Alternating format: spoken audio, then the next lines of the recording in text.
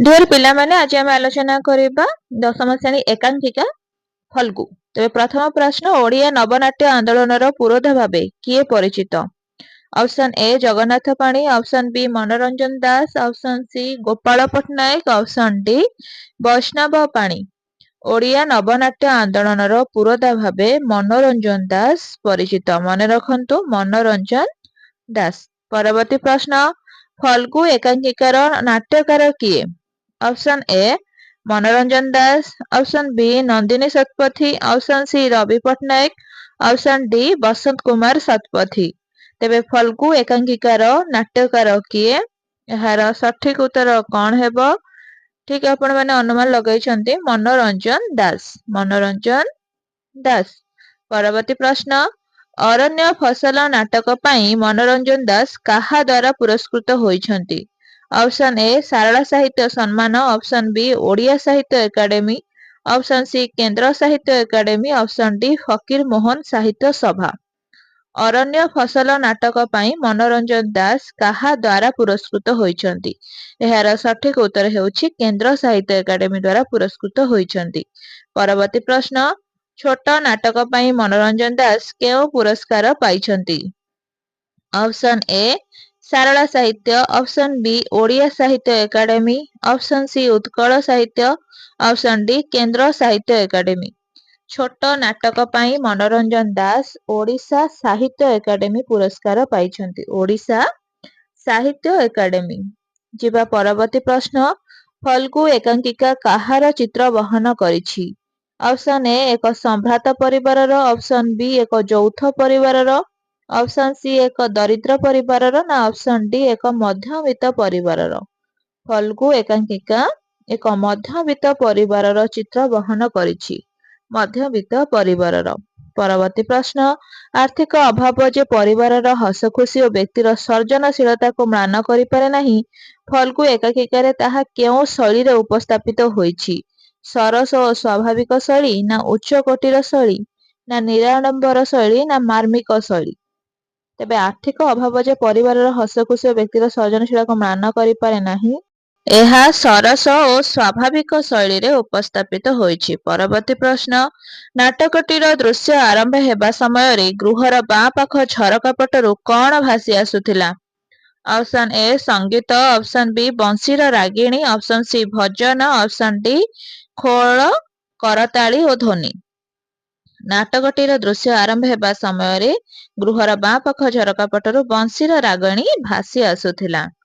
ଯିବା ପରବର୍ତ୍ତୀ ପ୍ରଶ୍ନ ସୁବ୍ରତ ବାବୁ ବଂଶୀର ସ୍ୱରକୁ କିପରି ଶୁଣୁଥିଲେ? ଅପସନ ଏ ବିବ୍ରତ ହୋଇ, ଅପସନ ବି ତନ୍ମୟ ହୋଇ, ଅପସନ ସି ବିରକ୍ତ ହୋଇ, ଅପସନ ଡି ଦୁଃଖର ସହିତ।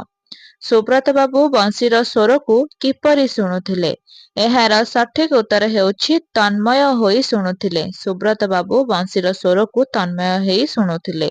ପରବର୍ତ୍ତୀ ପ୍ରଶ୍ନ ଏକାଙ୍କିକାରେ ସୁବ୍ରତଙ୍କ ବୟସ କେତେ ବୋଲି କୁହାଯାଇଛି? 35 ପାଖାପାଖି ନା ଅପସନ ବି 25 ପାଖାପାଖି ନା ଅପସନ ସି 30 ପାଖାପାଖି ନା ଅପସନ ଡି 40 ପାଖାପାଖି।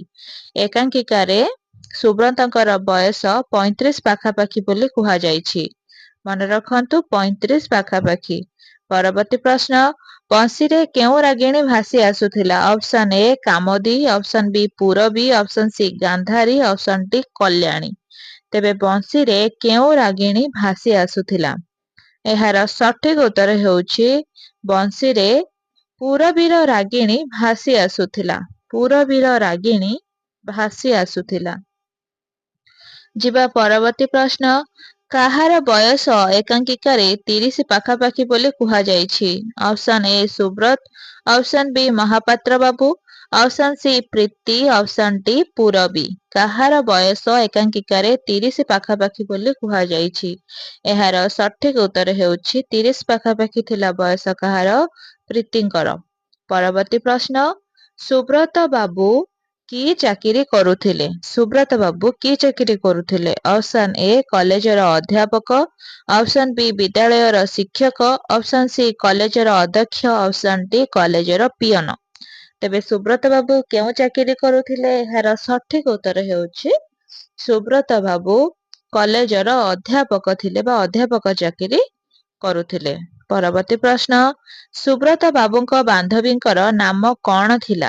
सुब्रत बाबूଙ୍କର बांधवीଙ୍କର नाम कौन थिला? Option A Preeti, option B Purabi, option C Madhu, option D Baby. Subrata बाबूଙ୍କର बांधवीଙ୍କର नाम कौन थिला? एहार सठिक उत्तर हेउछि पूरबी। पूरबी थिला सुब्रत बाबूଙ୍କ बांधवीଙ୍କର नाम। परवर्ती प्रश्न सुब्रतଙ୍କ ସ୍ତ୍ରୀଙ୍କର ନାମ କଣ ଥିଲା? ସୁବ୍ରତଙ୍କର ପତ୍ନୀ ବା ସ୍ତ୍ରୀଙ୍କର ନାମ କଣ ଥିଲା? Option A Preeti, option B Purabi, option C Baby, option D Mousumi. ତେବେ ସୁବ୍ରତଙ୍କର ସ୍ତ୍ରୀଙ୍କର ନାମ ଥିଲା ପ୍ରୀତି, ବାନ୍ଧବୀଙ୍କର ନାମ ପୂରବୀ, ସ୍ତ୍ରୀଙ୍କର ନାମ ପ୍ରୀତି। ପରବର୍ତ୍ତୀ ପ୍ରଶ୍ନ ସୁବ୍ରତ ଓ ପ୍ରୀତିଙ୍କର ଦାମ୍ପତ୍ୟ ଜୀବନ କେତେ ବର୍ଷର? ଅପସନ ଏ 12 ବର୍ଷର, ଅପସନ ବି 5 ବର୍ଷର, ଅପସନ ସି 7 ବର୍ଷର ନା ଅପସନ ଡି 8 ବର୍ଷର। ସୁବ୍ରତ ଓ ପ୍ରୀତିଙ୍କର ଦାମ୍ପତ୍ୟ ଜୀବନ କେତେ ବର୍ଷର? ଏହାର ସଠିକ ଉତ୍ତର ହେଉଛି 8 ବର୍ଷର ତାଙ୍କର ଦାମ୍ପତ୍ୟ ଜୀବନ ବିତି ସାରିଲାଣି। ପରବର୍ତ୍ତୀ ପ୍ରଶ୍ନ ପ୍ରୀତି କାନିରେ କି ଜଳଖିଆ ଧରି ଆସିଥିଲେ? ଅପସନ ଏ ମୁଢି, ଅପସନ ବି ବିସ୍କୁଟ, ଅପସନ ସି ଚୁଡା ଭଜା, ଅପସନ ଡି ଚାଉଳ ଭଜା। ପ୍ରୀତି କାନିରେ କି ଜଳଖିଆ ଧରି ଆସିଥିଲେ?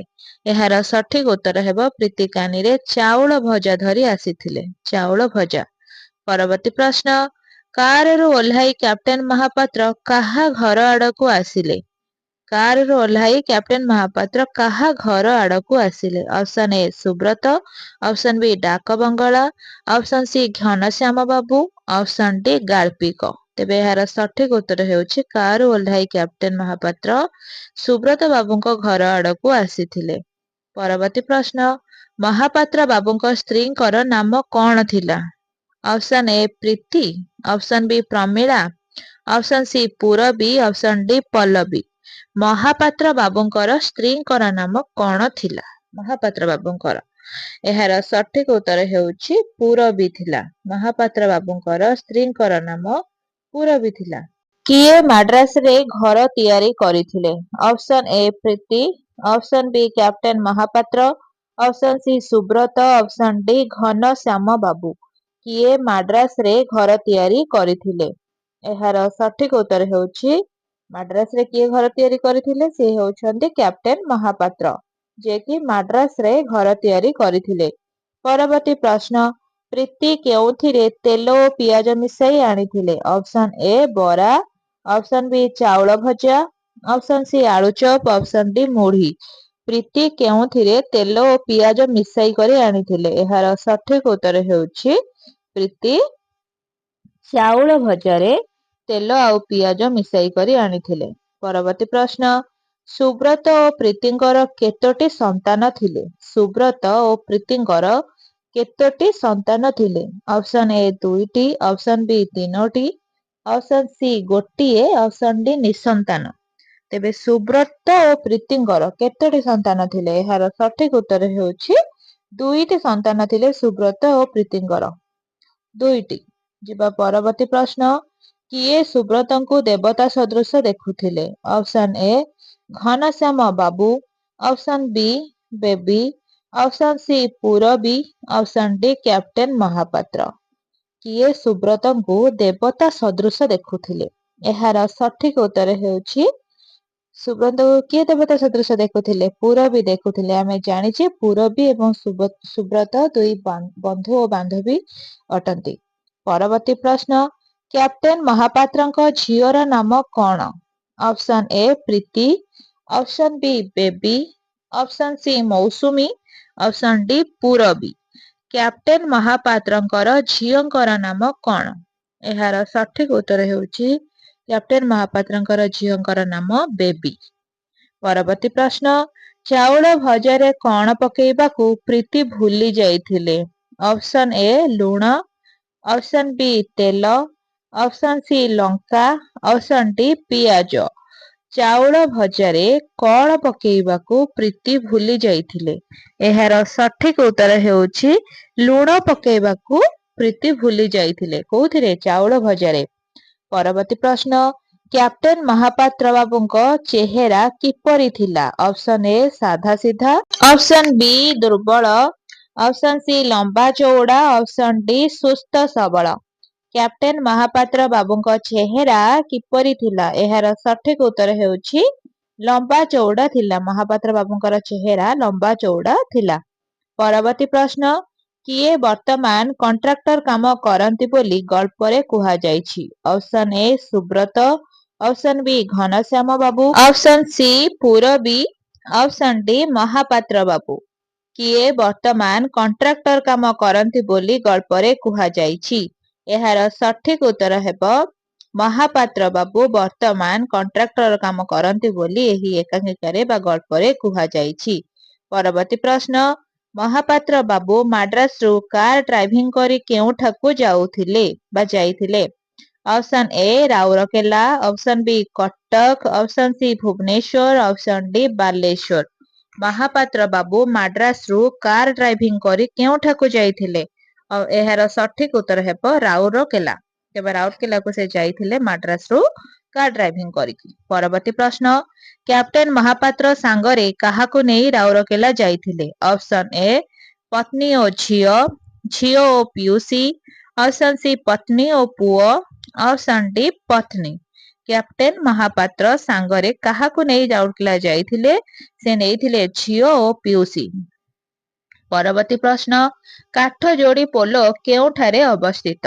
काठजोड़ी पोलो केउठारे अवस्थित?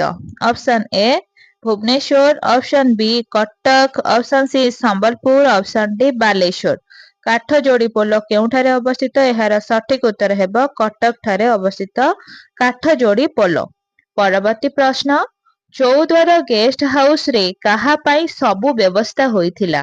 Option A Mohapatra Babu, option B Ghanashyam Babu, option C Subrat Babu, option D Preeti. Choudwar guest house रे काहा पाई सबु व्यवस्था होइथिला? एहार सठिक उत्तर हेब चौद्वार गेस्ट हाउस रे महापात्र बाबूଙ୍କର निमंत्रण रे सबु व्यवस्था होइथिला। परवर्ती प्रश्न बेबीर संध्या बेलर खाद्य कौन थिला? बेबी ର ସନ୍ଧ୍ୟା ବେଳର ଖାଦ୍ୟ କଣ ଥିଲା? ऑप्शन ए फल, option B gupchup, option C biscuit, option D फल ओ दूध। बेबी ର ସନ୍ଧ୍ୟା ବେଳର ଖାଦ୍ୟ କଣ ଥିଲା? ଏହାର ସଠିକ ଉତ୍ତର ହେବ ଫଳ ଓ दूध ଥିଲା ବେବିର ସନ୍ଧ୍ୟା ବେଳର ଖାଦ୍ୟ। परवर्ती प्रश्न भारी क्षणरागी ठीक ता बोऊ परी एकथा किए कहिसंती? Option A Subrat, option B Purabi, option C captain Mohapatra, option D Preeti. भारी क्षणरागी ठीक ता बोऊ परी एकथा किए कहिसंती? एहार सठिक उत्तर हेब कैप्टेन महापात्र कहिसंती। कैप्टेन महापात्र। परवर्ती प्रश्न सुब्रत बाबूଙ୍କ ଲେଖାକୁ କିଏ ପଢନ୍ତି? सुब्रत बाबूଙ୍କର ଲେଖାକୁ କିଏ ପଢନ୍ତି? Option A Preeti, option B Purabi, option C Madhu, option D Baby. तेबे सुब्रत बाबूଙ୍କର ଲେଖାକୁ କିଏ ପଢନ୍ତି? ଏହାର ସଠିକ ଉତ୍ତର ହେବ ତାଙ୍କ ବାନ୍ଧବୀ ପୂରବୀ ସୁବ୍ରତ ବାବୁଙ୍କର ସମସ୍ତ ଲେଖାକୁ ପଢିଥାନ୍ତି। ପରବର୍ତ୍ତୀ ପ୍ରଶ୍ନ କିଏ ମହାପାତ୍ର ବାବୁଙ୍କ ଆଗରେ ସୁବ୍ରତଙ୍କ ବହି ଗୁଡ଼ିକୁ ଟିକିନିଖି କରି ପଢୁଥିଲେ? ऑप्शन ए ପିୟୁସି, option B Purabi, option C Baby, option D Preeti. କିଏ ମହାପାତ୍ର ବାବୁଙ୍କ ଆଗରେ ସୁବ୍ରତଙ୍କ ବହି ଗୁଡ଼ିକୁ ଟିକିନିଖି କରି ପଢୁଥିଲେ? ସେ ହେଉଛନ୍ତି ପୂରବୀ। ପରବର୍ତ୍ତୀ ପ୍ରଶ୍ନ ବେବିଙ୍କୁ ଆଣିଲେ ତାଙ୍କୁ ନେଇ ଆସି ପାରିଥାନ୍ତେ ଏକଥା କିଏ କହିଛନ୍ତି? ବେବିଙ୍କୁ ଆଣିଲେ ତାଙ୍କୁ ନେଇ ଆସି ପାରିଥାନ୍ତେ। Option A Purabi, option B Subrat, option C Preeti, option D Mohapatra Babu. बेबीଙ୍କୁ ଆଣିଲେ କିନ୍ତୁ ତାଙ୍କୁ ନେଇ ଆସି ପାରିଥାନ୍ତେ ଏକଥା କିଏ କହିଛନ୍ତି? ପ୍ରୀତି କହିଛନ୍ତି। ଯିବା ପରବର୍ତ୍ତୀ ପ୍ରଶ୍ନ ପୂରବୀ କେଉଁଠି ଗୋଟିଏ କାର ଆକ୍ସିଡେଣ୍ଟରେ ମୃତ୍ୟୁବରଣ କରିଥିଲେ? ପୂରବୀ କେଉଁଠି ଗୋଟିଏ କାର ଆକ୍ସିଡେଣ୍ଟରେ ମୃତ୍ୟୁବରଣ କରିଥିଲେ? Option A Madras, option B Cuttack, option C Rourkela, option D Bhubaneswar. ତେବେ ଏହାର ସଠିକ ଉତ୍ତର ହେଉଛି ମାଡ୍ରାସ। ପୂରବୀ ମାଡ୍ରାସରେ ଗୋଟେ କାର ଆକ୍ସିଡେଣ୍ଟରେ ମୃତ୍ୟୁବରଣ କରିଥିଲେ। ପରବର୍ତ୍ତୀ ପ୍ରଶ୍ନ ପୂରବୀ ମୋର ସହପାଠିନୀ ଏହା କାହାର ଉକ୍ତି? Option A Subrat, option B Sangram, option C Ghanashyam Babu, option D गार्पिक।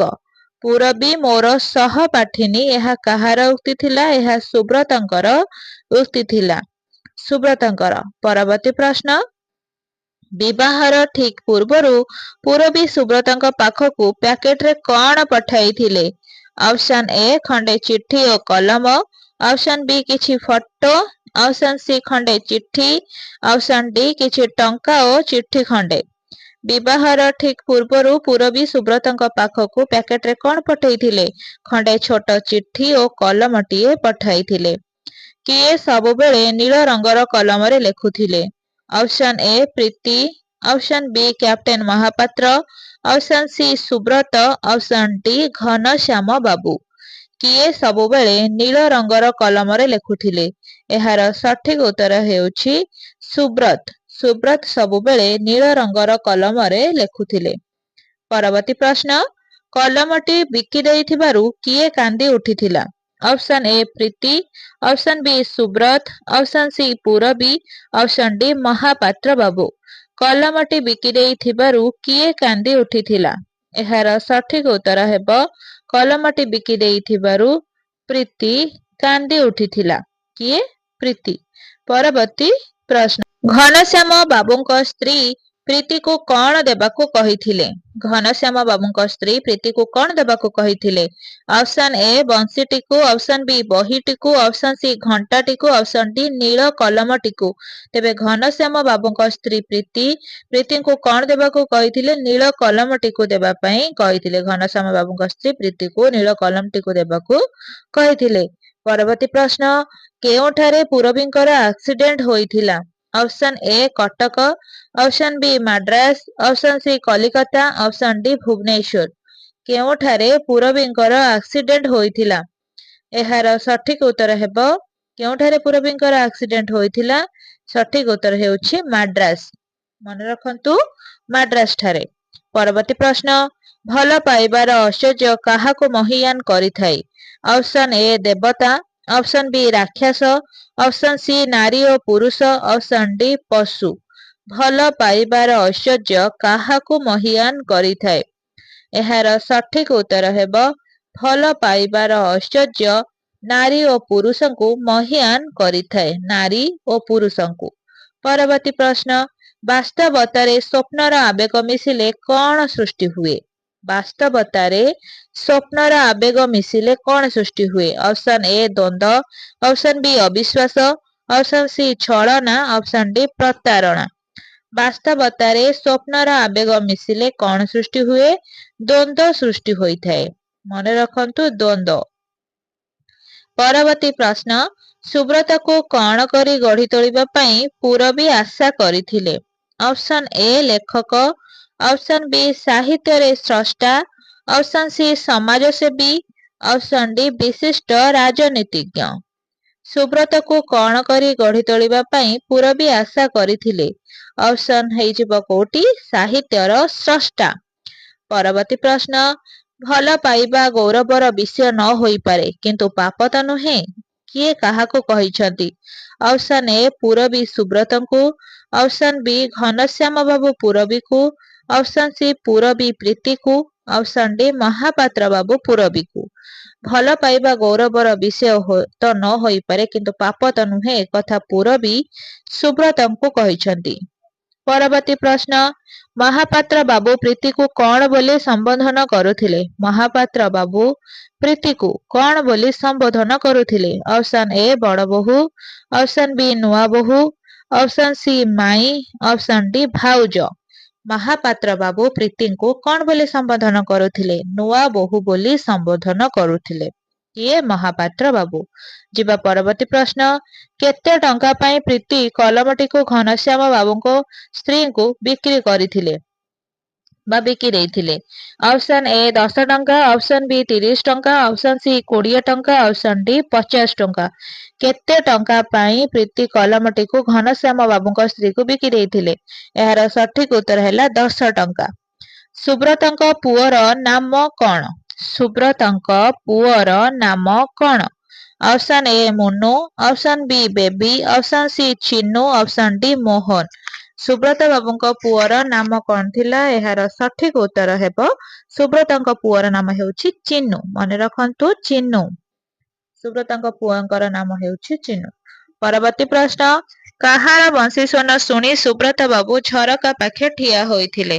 Option A Subrata ବାବୁଙ୍କ ପୁଅର, ଅପସନ୍ ବି ଘନଶ୍ୟାମ ବାବୁଙ୍କ ସାନ ପୁଅ, ଅପସନ୍ ସି ଘନଶ୍ୟାମ ବାବୁଙ୍କ ମଝିଆ ପୁଅ, ଅପସନ୍ ଡି ଘନଶ୍ୟାମ ବାବୁଙ୍କର। କାହାର ବଂଶୀ ସ୍ୱନ ଶୁଣି ସୁବ୍ରତ ବାବୁ ଝରକା ପାଖରେ ଠିଆ ହୋଇଥିଲେ? ଘନଶ୍ୟାମ ବାବୁଙ୍କର ମଝିଆ ପୁଅର। ପରବର୍ତ୍ତୀ ପ୍ରଶ୍ନ, କିଏ ବ୍ୟକ୍ତିର ସୃଜନଶୀଳତାକୁ ଅବଦମିତ କରି ପାରେ ନାହିଁ ବୋଲି ଗଳ୍ପରେ ଉପସ୍ଥାପିତ କରାଯାଇଛି? ଅପସନ୍ ଏ ଅସ୍ଥିରତା, ଅପସନ୍ ବି ଆର୍ଥିକ ଅଭାବ, ଅପସନ୍ ସି ସମୃଦ୍ଧି, ଅପସନ୍ ଡି ଦୁଃଖ। କିଏ ବ୍ୟକ୍ତିର ସୃଜନଶୀଳତାକୁ ଅବଦମିତ କରିପାରେ ନାହିଁ ବୋଲି ଗଳ୍ପରେ ଉପସ୍ଥାପିତ କରାଯାଇଛି? ଏହାର ସଠିକ ଉତ୍ତର ହେବ ଆର୍ଥିକ ଅଭାବ କେବେ ବି ସୃଜନଶୀଳତାକୁ ଅପମାଦିତ କରିପାରେ ନାହିଁ। ପରବର୍ତ୍ତୀ ପ୍ରଶ୍ନ, ଫଲ୍ଗୁ ଏକାଙ୍କିକାର ପରିସମାପ୍ତ ପାଠକଙ୍କ ହୃଦୟରେ କେଉଁ ଭାବ ଉଦ୍ରେକ କରାଇଥାଏ? ଅପସନ୍ ଏ ହାସ୍ୟରସ, ଅପସନ୍ ବି କ୍ରୋଧ, ଅପସନ୍ ସି ଆନନ୍ଦ, ଅପସନ୍ ଡି କରୁଣ। ଫଲ୍ଗୁ ଏକାଙ୍କିକାର ପରିସମାପ୍ତି ପାଠକଙ୍କ ହୃଦୟରେ କରୁଣ ଭାବ ଉଦ୍ରେକ କରାଇଥାଏ। ପରବର୍ତ୍ତୀ ପ୍ରଶ୍ନ, କିଏ ସୁବ୍ରତଙ୍କର ସାରସ୍ୱତ ସୃଷ୍ଟିର ପ୍ରେରଣାର ଉତ୍ସ ଥିଲେ? Option A Preeti, option B Purabi, option C Madhu, option D Baby. କିଏ ସୁବ୍ରତଙ୍କର ସାରସ୍ୱତ ସୃଷ୍ଟିର ପ୍ରେରଣାର ଉତ୍ସ ଥିଲେ? କଣ ହେବ ଏହାର ସଠିକ ଉତ୍ତର? ପୂରବୀ। ପୂରବୀ ଥିଲେ ସୁବ୍ରତଙ୍କର ସାରସ୍ୱତ ସୃଷ୍ଟିର ପ୍ରେରଣାର ଉତ୍ସ। ପରବର୍ତ୍ତୀ ପ୍ରଶ୍ନ, ମହାପାତ୍ର ବାବୁଙ୍କ ଦ୍ରୁତ ପ୍ରସ୍ଥାନକୁ କିଏ ଅପଲକ ଦୃଷ୍ଟିରେ ଚାହିଁ ରହିଥିଲେ? Option A Subrat, option B Purabi, option C Baby, option D Preeti. Mohapatra ବାବୁଙ୍କର ଦ୍ରୁତ ପ୍ରସ୍ଥାନକୁ କିଏ ସୁବ୍ରତ ଅପଲୋକ ଦୃଷ୍ଟିରେ ଚାହିଁ ରହିଥିଲେ? ପରବର୍ତ୍ତୀ ପ୍ରଶ୍ନ, ପୂରବୀ ସୁବ୍ରତଙ୍କ କଣ ଥିଲେ?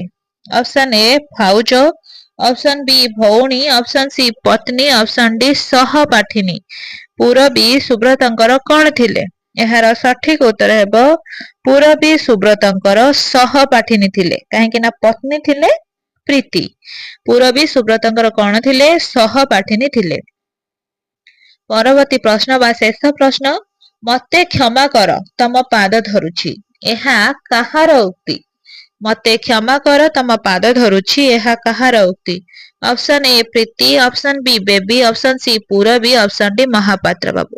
ତେବେ ସଠିକ ଉତ୍ତର ହେବ ପ୍ରୀତି।